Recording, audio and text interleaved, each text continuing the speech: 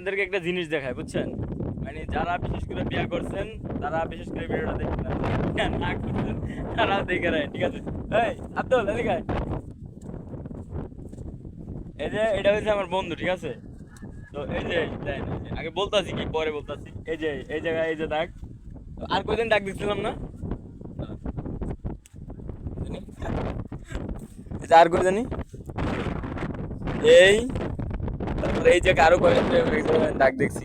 যারা মনে করেন যে বিশেষ করে বিয়া করছেন আর যারা বিয়া না করছেন, তারাও মানে উভয়েরই ভিডিওটা দেওয়া উচিত। কারণ শ্বশুর মনে বাড়ির করেন পোশাক আদি যৌতুক এ হচ্ছে মনে করেন যে এই যে বিয়া কইরা মানে এই যে আজকে মানে বউ সম্ভবত রান্না করতেছিল।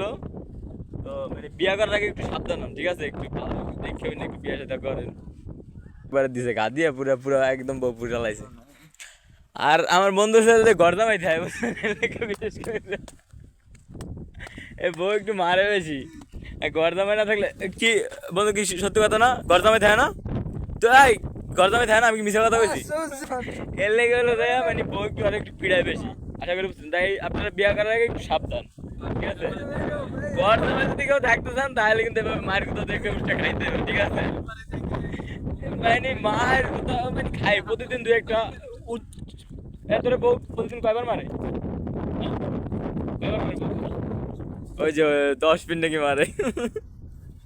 তাই বিয়ে করার আগে সবাই একটু সাবধান, ঠিক আছে? ঘর জামাই থাকার চিন্তা ভাবনা করেন না, আগে হলো ওইভাবে অবস্থা করে তারপর বিয়ে শাদী করেন, ঠিক আছে?